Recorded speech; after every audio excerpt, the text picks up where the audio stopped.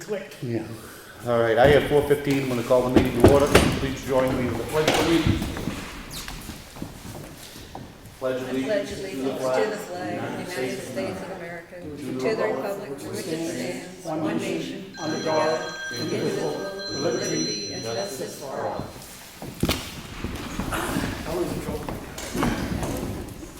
Thank you. Roll call, Sam Martin? I think I'm here. Okay. Bob Freeman? Yep. And Rick Morgan's here. Open the meeting to a short public input before we get into our regular business. Do you have anything? No? Sir? No? Just here to listen? Yep. Okay, good. We want to give everybody a chance to, if they only wanted to be heard and leave, so that they didn't have to sit through all of this. So.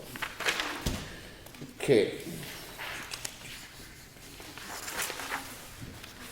We first have the minutes of the Selectmen's meeting from April 24th. I make a motion we accept them as printed. One second. Any discussion?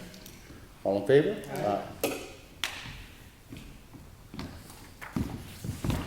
And we have the minutes of the Selectmen's Department Head meeting and work session, which occurred on Monday, April 24th. I make a motion we accept them as printed.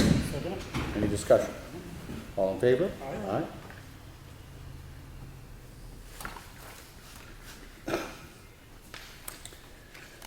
We have the check voucher totals. Payroll for week ending 4/29 was $39,150.18. The accounts payables, which were for week ending 4/22, were $37,805.22, for a total disbursed last week of $76,955.40. I make a motion we sign. Second. All in favor? Aye. These are just the batch totals. We do review and initial every bill that comes in. And they have to be put in batches for where they go.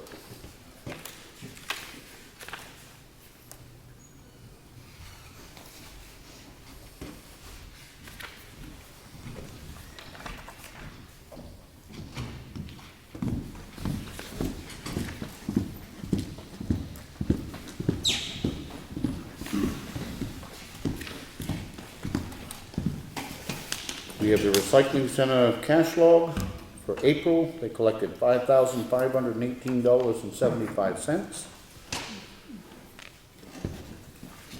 We have a letter from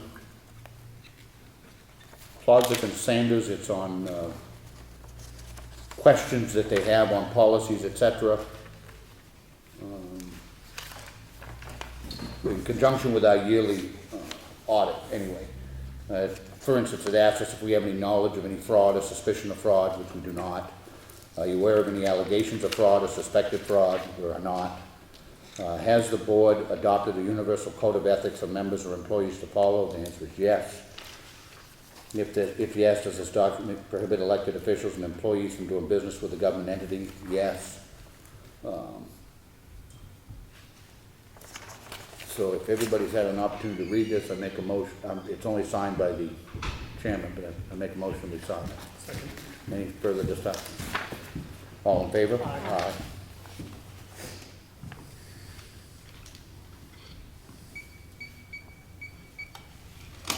They need that in order to complete our audit. We have a veterans tax credit request. It's been okayed by our assessor. They meet the requirements and make a motion we approve. Second. All in favor? Aye. We have a second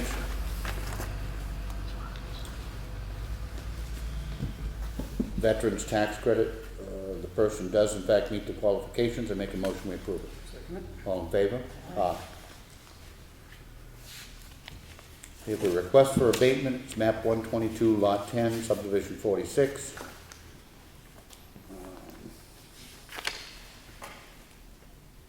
This is a RV which was assessed to a wrong site, so it's a result in a rebate of $127.88. I make a motion we approve. Second. All in favor?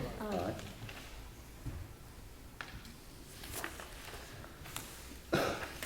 The second one for map abatement, map 17, lot 1, Camper was not on the campsite after April 1st, 2016, results in a refund of $237.99. Make a motion, we approve it. Second? All in favor? Aye. We have a timber tax warrant authorizing the tax collector to collect $8,076.42. So make a motion, we sign. Second? All in favor? Aye.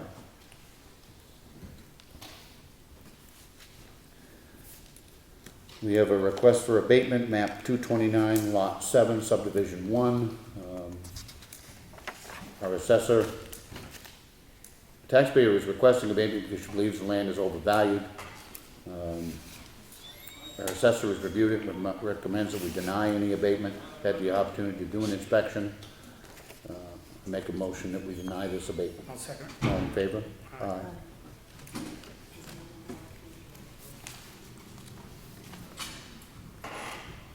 Last week, there was a request for an abatement application. This is an abatement application filed in 89 Route 16B. We tabled it for a week to get an explanation. This is from Brad Harriman. The attached abatements request from 89 Route 16B are for running the water during the winter months so that the water line that is under the driveway doesn't freeze. This freeze up is on the owner's side of the curb stop, which is where the town's responsibility ends and the homeowner's begins. In the past, the commissioners have granted this abatement to the homeowner. In my opinion, this being Brad, because the problem with the water line is on the homeowner's side, it is their responsibility to either fix the problem or incur the costs associated with keeping the line from freezing. Which is basically what I said last week. While I empathize that the guy doesn't want his house to freeze up, if everybody on the water system simply let the water run and everybody got their bill abated, it would be a very expensive proposition. I'm going to make a motion that we deny the abatement of these two abatements, one which was $64.79 and the other is $35.34. I'll second. Any further discussion? All in favor? Aye.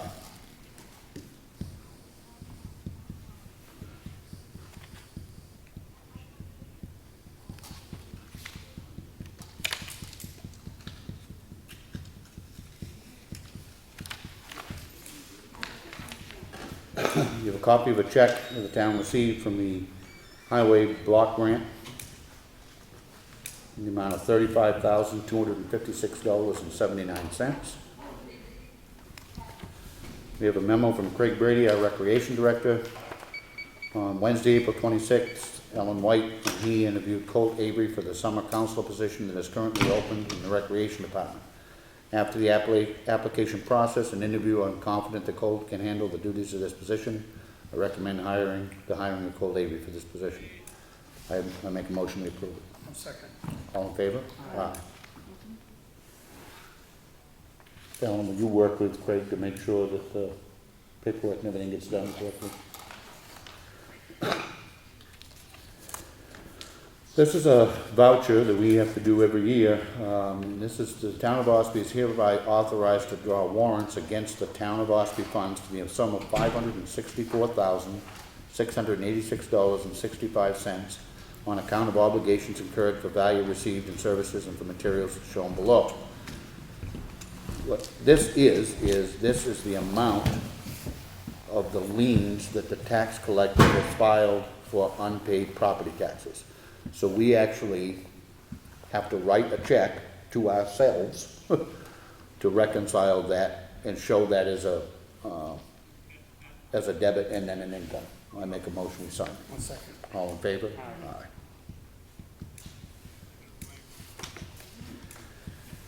We have a request for abatement. This is map 101, lot 10. This is one that was brought up last week on the billboards. They did not change the language in it, so. Nothing's changed on it? No. Keep it in the folder. Okay, so you take care of it next week. Thank you. We get a letter from the Mount Washington Valley Economic Council.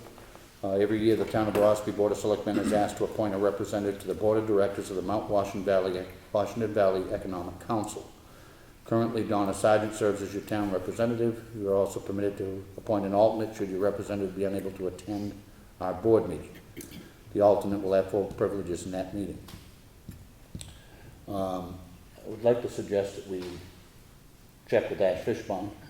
Where he's head of our Economic Development Committee, I would suggest that he should be the one to be appointed, and Donna Sargent serve as the alternate if she's so willing. But they don't have a deadline, but it's something we need to maybe have it down for next week. We have a letter, I think we actually got the check last week, but showing from Charter Communications that the town received $9,068.15 as part of the franchise fee. We have a cemetery deed.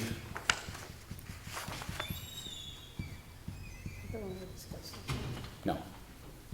This is somebody purchasing a cemetery deed in the Chickville Cemetery. Make a motion to sign. All in favor? Aye.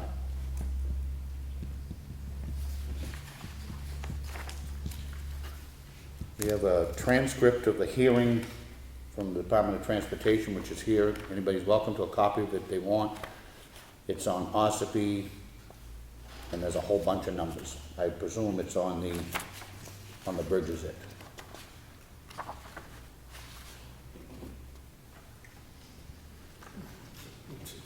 $16 and $25. Yeah. See if anybody would like. We have a letter from the Department of Revenue Administration. We announced last week what the new equalized assessment was. They've now got the town-wide value set for all of the towns in the state. They've set our 2016 total equalized value at $680,289,380, which is good news in the sense that after the last evaluation we had lost over $100 million, and what last year's value was set at was $636 million, so now it's $680, which is a significant jump and will therefore be very helpful with the tax rate. I just went upside down. Okay. And we also received a letter from Ron Larrabee, who is resigning his position on the Conservation Commission. Make a motion, we accept his resignation. I'll second it. All in favor? Aye. And Ellen, would you prepare a letter thanking him for his service? And that concludes the red folder. The water and sewer, we have a warrant for the tax collector to collect $364.04. I make a motion we sign it. Second it. All in favor? Aye. And we have a second warrant for her to be able to collect $6,180. I make a motion we sign it. Second it. All in favor? Aye.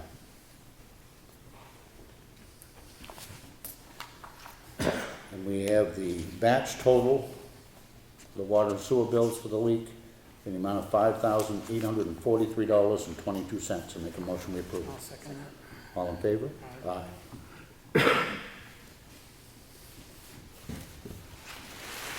That concludes the red folder. Old business. Brad's on vacation, correct? Yes. I'm going to skip over the intersections then. We have the Sumner Brook property still on here. And I believe Steve's working on specifications to have some work completed there. Okay. And we still have a need for zoning board of adjustment members. Any other old business? Bob? I don't. On the cemetery lot, for 171 Cemetery. Yep. I did research through the registry of deeds, and it was a corrected deed that we got presented by the woman that attended 2 weeks ago. It wasn't recorded, and I haven't been able to find the original deed that was recorded, so I'm probably gonna have to ask the cemetery trustees to do some research on their end. Okay.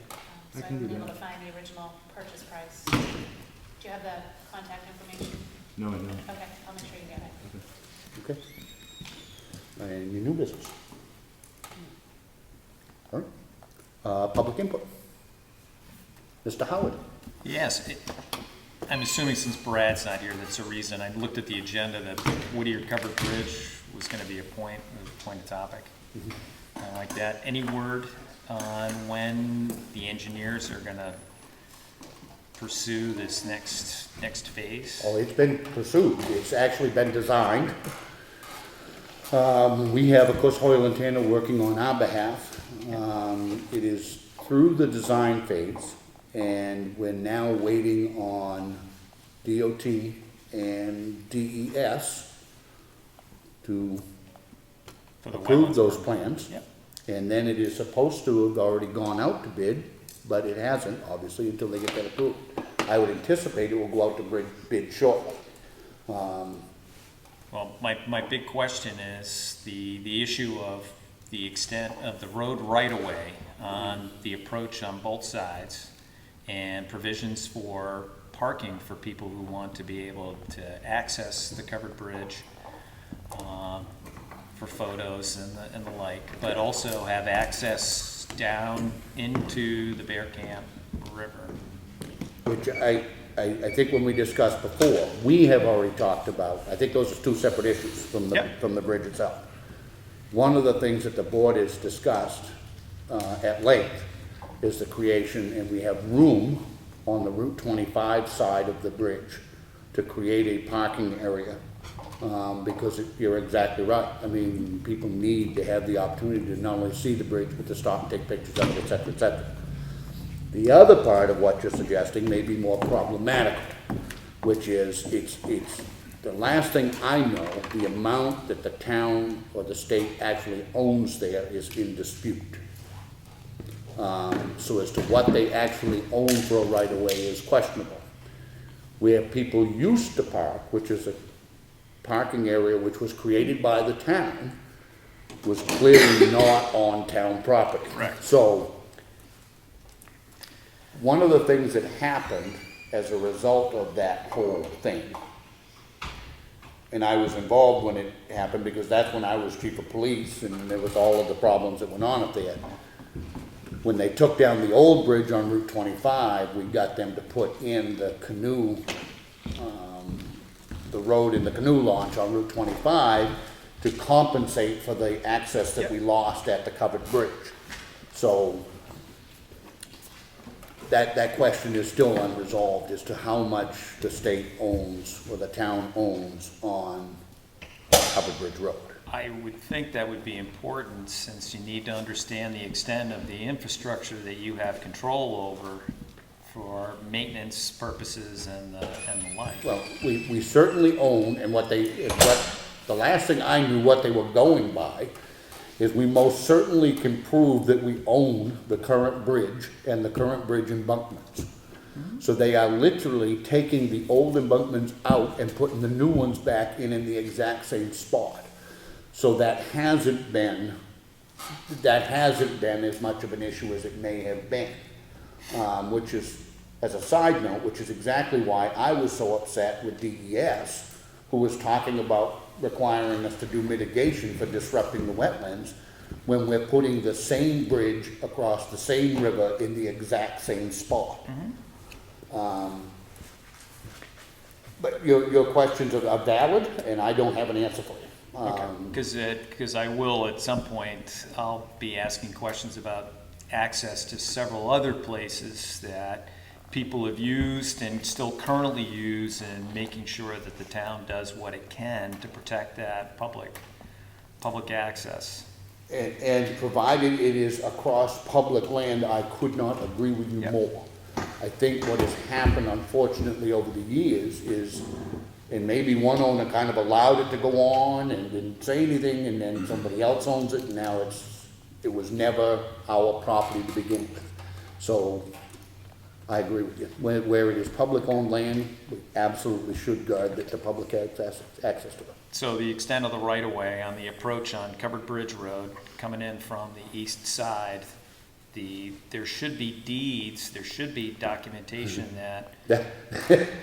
I'm not saying there aren't, and you can say there should be, but that was the original Route 16 So that is very likely that that started off as a cow path without a deed.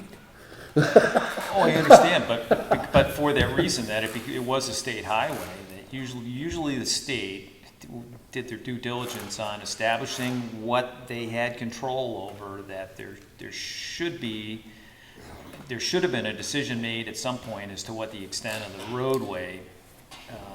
And I think those are valid questions. I will try, I think, well, the bridge plans will show what they are identifying as a state right of way. Yeah, okay, good. So, and we do have those.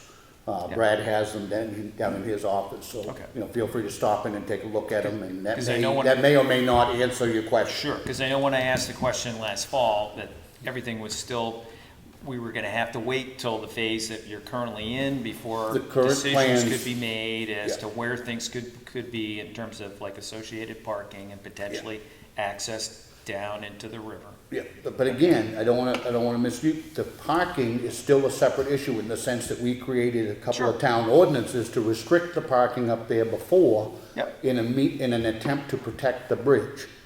Yep. Because of the vandalism and et cetera that's going on. Once the bridge is back across the river, I hope it happens, I do too. at this point, we will have to revisit those ordinances because they were designed to protect the bridge when it wasn't open. Yep. So there will be good cause to revisit them. The amount of parking on the east side is going to be tough, because even if we identify more right-of-way, there isn't much room there. There's no shoulders, there's no. Correct. So, but, Correct. yep. So a whole lot of talking to not answer your questions directly, but they're big issues, and they've got to be addressed at some point. Okay. Anybody have anything else in public input? Yes? I wanted to bring something to the board's attention. Regarding the Chickville Cemetery? There was a right-of-way that was abandoned by, Not a right-of-way, a utility easement? Yep. so, I gotta go to White Mountain Survey, but we ended up with being able to acquire another 100 lots. Oh, good. Then they've abandoned that easement that went across to the power company? Yep. Good, Yep. good. So, basically, I want permission to move forward to get a quote to have a recordable plan. Yeah, Recorded. I don't have any issue with that, do you? No, not at all. One thing, is there ever been any consideration to, in a couple of the vacant places out there, planting a couple of big maples or something? No, there hasn't. We try to discourage that because of the maintenance issues. And, I mean, if, I suppose we could, take out a block of lots here and there. Well, I don't know if they could necessarily, I don't know. But we get a lot of people that plant shrubs that, sorry about Yeah, that. Over time, they won't maintain them, and then they overgrow, and then they. yeah, no, I'm not, and I understand that problem, the ones on the sides of the headstone and stuff, but I just thought the cemetery itself, Yeah, it would probably be a nice addition. it's, right now, it's just one big open flat area, and it might be, Maybe along the edges and towards the back. or even, even a couple, and I'm not suggesting it, and I know that it poses maintenance issues and leave issues and all of that, but it also makes, I think, a somewhat nicer looking cemetery to have a tree or two in it. Okay. And then on another note, I read last week's Carroll County Independent, and I'm responding to some of the statements that were made. Okay. Just don't want anybody getting blindsided. Yeah, Well, that's it. all right. What do you think? Anybody have anything else in public input? Okay. We don't have any need for a meeting with the tax collector tonight, understood? Okay. There is a budget committee meeting, by way of announcement on the 3rd, Wednesday night, and that's at the Freight House at 6:30. They basically will go over, where the town stands on its current budget. Probably elect officers, I would expect it's the first meeting, but other than that, there's nothing else going on. It's been a quiet week. Our applications are still open until Wednesday for the finance position, which is open. Encourage anybody that knows somebody that's qualified to apply. We've got, I think, 9 applications so far. And there's still a couple of days left, so that We also will, have the labor attendant at the Camp David. sewer correct. treatment. There's a laborers, part-time, temporary, seasonal, position open at Camp David for doing mowing, et cetera. If there's nothing else, I make a motion to adjourn. Second? All in favor? Aye. Thank you.